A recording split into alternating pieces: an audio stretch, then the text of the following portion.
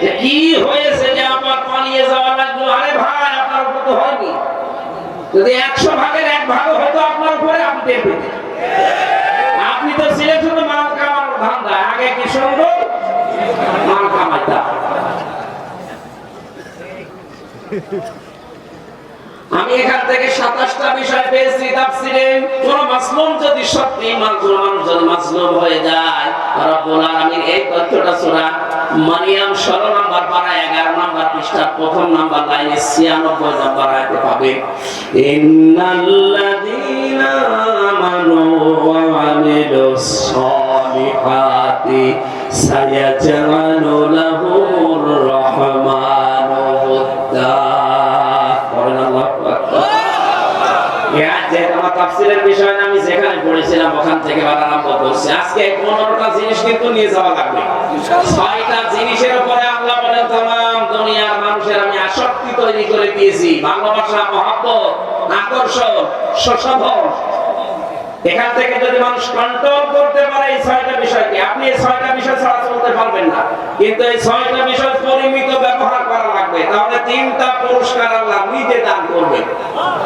আর আল্লাহ যাদের ওই 3টা পুরস্কার দেবে, তাদের এই দুনিয়াতে মরণের আগে 6টা গুণ অর্জন করা লাগবে। কোরআন থেকে জেনে আজকে আমল করা আরম্ভ করবেন ইনশাআল্লাহ। 1 নম্বরে মানুষের আকর্ষণ, ভালোবাসা, সুশোভন, আসক্তি। আল্লাহ বলেন প্রথমে আমি তৈরি করে দিলাম স্ত্রীর উপরে।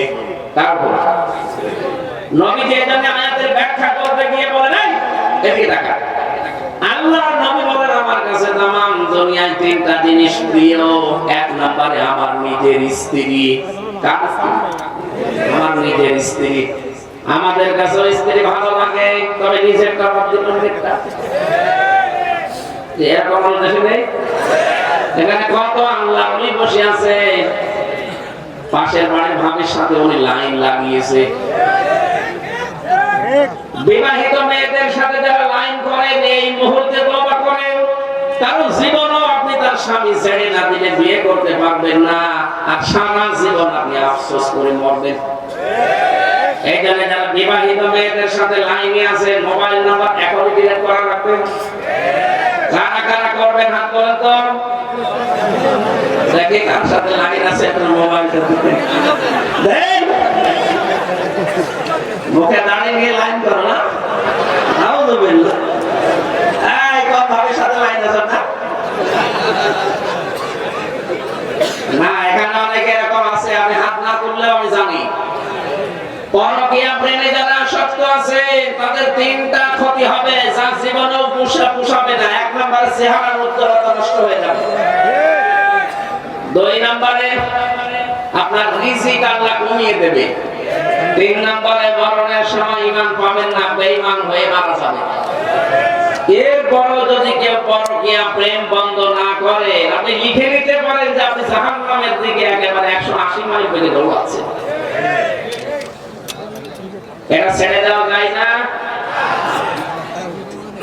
এত আসতে বলছেন, তার মানে এই এলাকায় হচ্ছে যারা আছেন শয়তান কিন্তু খুব বেশি বেশি আপনাকে টার্গেটে নিয়েছে। কারণ জাহান্নামে নেওয়ার জন্য আর কোনো রাস্তা লাগবে না। যারা বিবাহিত মেয়েদের সাথে এই লাইন করে একবার কোনো অন্যায় কাজে জড়িয়ে পড়ে, তাদেরকে মেরে ফেলা ছাড়া তার শাস্তি নেই। শয়তান তো সাকসেস হবে ওই জায়গায়। এজন্য আমরা এক্ষুনি থেমে যাব। যারা এরকম লাইনে আছেন, আল্লাহকে ভয় করে এই মুহূর্তে নাম্বারগুলো ডিলিট করে দিন। যত নাম্বারে কল দিই কই মহিলা, না আমি আর ধরবো না। রাজি আছেন আপনারা? যারা যারা রাজি আছেন তারা হাত তোলেন। তোলেন না কেন? তোলেন। হ্যাঁ, আলহামদুলিল্লাহ। এই এলাকায় যা আলহামদুলিল্লাহ চলছে এই কাজ। নবীজি জানিয়েছিলেন আমার কাছে আমার স্ত্রী ভালো লাগে।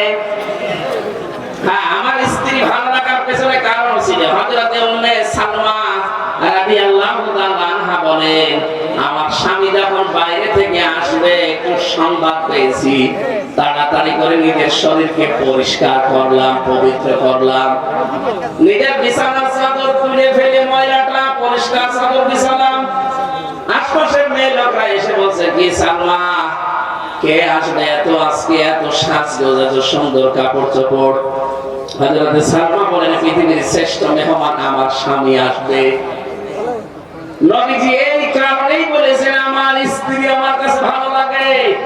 অথচ আজ বাংলাদেশে বহু স্ত্রী আছে তারা যদি সাজগোজ করে ঘর বাড়ি সাজায় আপনার জন্য না, যদি জিজ্ঞাসা করে কি গো আজকে এত নতুন কাপড়, বোঝো না লোক আসবে, তার মানে আপনি ওর কাছে লোকই না, ওর কাছে লোক আছে ওর বিয়াই বলে।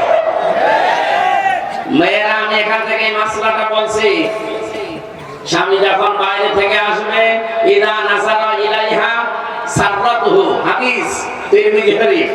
নবীজি বলেন মেয়েদের নেককার হওয়ার প্রথম গুণ এইটা, স্বামী বাইরে থেকে আসলে শত কাজ আছে সব বাদ দিয়ে স্বামীকে সালাম দিয়ে এমন একটা ব্যবহার আচার, এমন একটা ভয় ধরবেন, এমন একটা সাজগোজ দেখাবেন, এমন একটা ব্যবহার আচার তার সামনে কথাবার্তা বলবেন, সে যেন আপনার আচরণে খুশি হয়ে যায়।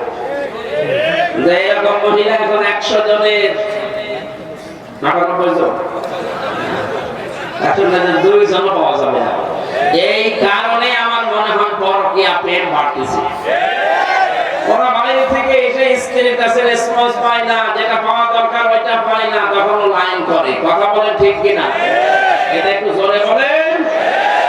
শোনো, মেয়েরা এসেছে, সম্মানিত মা বোনেরা ভালো করে শোনেন, শুধু নামাজ পড়া রোজা রাখা কালো বোরকা পড়া ইবাদত না। স্বামী বাইরে থেকে আসলে আপনার ইবাদত, দুনিয়ার সব কাজ বাদ, স্বামীকে সময় দেওয়া লাগবে, এইটাই আপনার ইবাদত। হযরতে খাদিজার জীবনী পড়েছি, পুরা জীবনে খাদিজা এক ওয়াক্ত নামাজ পড়েন। যারা এখানে হাদিস কোরআন পড়ে বা পড়ায় জিজ্ঞাসা করেন জীবনে এক ওয়াক্ত নামাজ পড়েন না, একটা রোজা রাখেনি, একটা টাকা যাকাত দেয়নি, একবার হজ করেনি, কারণ এই বিধানগুলো সব তার ইন্তেকালের পরে। অথচ আল্লাহ নিজে জান্নাতে একটা ঘর বানিয়ে তার জন্য পাঠিয়ে দিয়েছে। জিবরাইলকে বলেছে এই ঘরটার সুসংবাদ আমার নবীর মাধ্যমে খাদিজাকে জানাও যে একটা নয়েজ মুক্ত, আওয়াজ মুক্ত একটা ঘর আমি বানিয়েছি, যে ঘরে খাদিজা ছাড়া কেউ যেতে পারবে না। ফেরেশতা জিজ্ঞাসা করে রব্বুল আলামিন এই ঘরটার ভেতরে কোনো আওয়াজ নেই, নয়েজ নেই, শুধুমাত্র খাদিজা ছাড়া কেউ যেতে পারবে না, কারণ কি? নবীজি বলেন আমার খাদিজা আমার নবী মুহাম্মদ রাসূলুল্লাহ তার স্বামীর জন্য তার ঘরটাকে নয়েজ মুক্ত, আওয়াজ মুক্ত রাখতো। আপনিও যদি আপনার স্বামীর জন্য আপনার ঘরটাকে নয়েজ আওয়াজ মুক্ত রাখতে পারেন, আশা করা যায় খাদিজাতুল কুবরার সাথে আপনিও জান্নাত পাবেন। বাইরে থেকে এসে ঘরে ঢুকতে দেরি মনে হয় একটা জাহান্নামে ঢুকলাম, নাকি বেশি বলে ফেললাম? 2 নম্বরে নবীজি বলেন আমার কাছে ভালো লাগে সুগন্ধি, আমাদের কাছে সুগন্ধির চাইতে আমার মনে হচ্ছে অনেকের কাছে